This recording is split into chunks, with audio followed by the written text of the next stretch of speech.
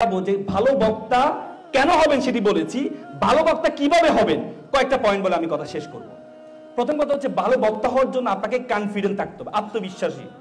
আপনি দেখেন, আপনি যখন ঝগড়া করেন, সাথে ঝগড়া করেন, তখন ঝগড়া করার সময় দেখবেন আপনি খুব চমৎকার কথা বলেন, ঠিক না? আবার আমি যদি বলি এই যে ঝগড়া করেছেন, এই ঝগড়াটা একটু স্টেজে এসে বলেন তো, তখন আর আপনি পারেন না। কেন পারেন না বলেন তো? কেন পারেন না? কারণ আপনি যখন তার সাথে ঝগড়া করেন তখন আপনার মাথার মধ্যে থাকে যে আমি আমার বান্ধবী থেকে ভালো জানি, কিন্তু যখন স্টেজে দাঁড় করানো হয় তখন আপনি চিন্তা করেন না, এখানে আমার চেয়ে ভালো অনেকেই জানে। আমি বাংলায় কথা বলবো, বাংলার শিক্ষার্থী আছে, সে যদি আমার ভুল ধরে। আমি আরবিতে কথা বলবো, এখানে আরবি একজন মাওলানা আছে, সে যদি আমার ভুল ধরে।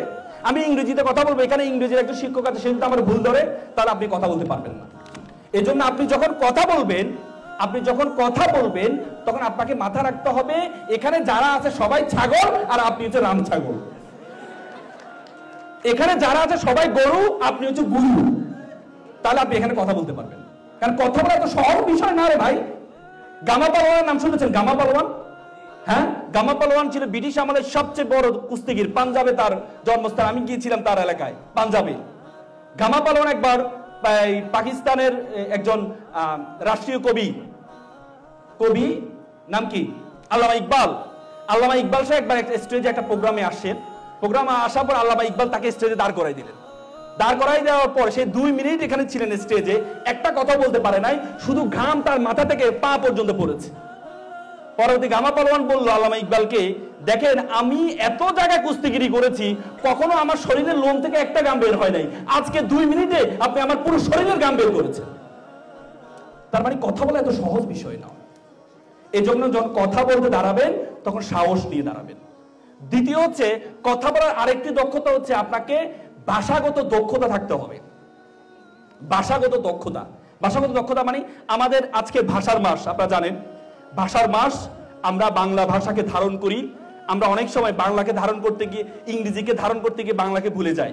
কিন্তু মনে রাখতে হবে বাংলা ভাষা হচ্ছে আমাদের কি প্রিয়জন, আর ইংরেজি হচ্ছে আমাদের প্রয়োজন। প্রয়োজনের জন্য প্রিয়জনকে পিছনে ফেলার কোনো সুযোগ নাই। রবীন্দ্রনাথ ঠাকুর বলেছেন, আগে বাংলা ভাষার গাঁথুনি, পরে বিদেশি ভাষার পত্তন।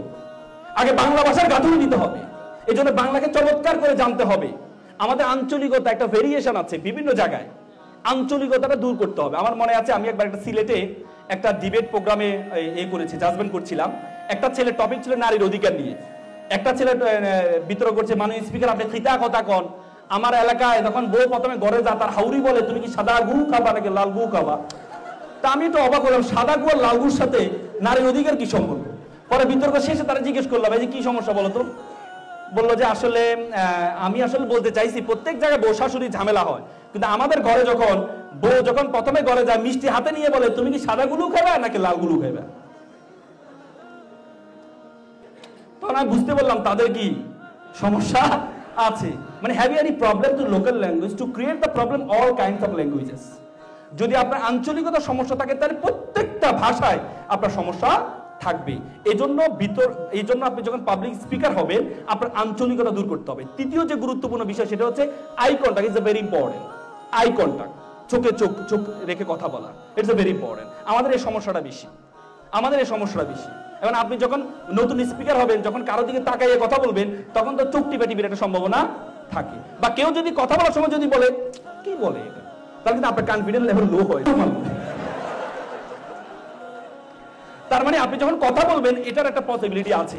এই জন্য যারা ইনিশিয়াল স্পিকার, আপনারা সবসময় কপালের দিকে তাকাবেন। কপালের দিকে কি কপাল না, এটা হচ্ছে কপাল, আর এটা হচ্ছে কপাল। কপাল মানে গাল। কবি একবার লিখছে না, কপালখানি ভিজে গেল 2 নয়নের জলে। মানে লেখার কথা ছিল কপালখানি ভিজে গেল 2 নয়নের জলে, লিখে বলছে কপালখানি ভিজে গেল 2 নয়নের জলে। কবি মানুষ একবার লিখলেও তার কাটতে পারে না। এবার পরের লাইন লিখছে পা দুখানি বাধা ছিল গাছের ঢালে। এই জন্য আপনারা যখন কথা বলবেন তখন আপনার আই কন্টাক্ট, চোখ রাখতে হবে। আরেকটা গুরুত্বপূর্ণ বিষয় হচ্ছে ভোকাল এবং বডি ল্যাঙ্গুয়েজ। একটু আগে একটা প্রশ্ন করেছি যে বডি ল্যাঙ্গুয়েজটা কেমন হবে। আমাদের অনেক সময় আমরা বডি ল্যাঙ্গুয়েজের শব্দ, আমি আমার মাকে এত ভালোবাসি, এটা দেখে দিকে মাইক ট্যাক সব সরে ফেলা যাবে না।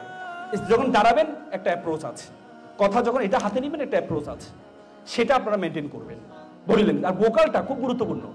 সব বাংলা বিটিভির মতো সব হওয়া যাবে না। দেখবেন বিটিভি দুঃখের কথা সুখের কথা সব একই বোকালে বলে। আপনারা জানেন একটু আগে আমাদের প্রধান উপদেষ্টা ইলন মাস্কের সাথে একটা কন্ট্যাক্ট করেছেন। আমরা খুবই আনন্দিত, মনে হচ্ছে তার বাপ মারা গেছে প্রধান উপদেষ্টা। আবার দুঃখের খবরও সেম স্টাইল, আপনারা জানেন কিছুক্ষণ আগে মাননীয় প্রধান উপদেষ্টা মারা গিয়েছেন, আমরা খুব শোকাহত।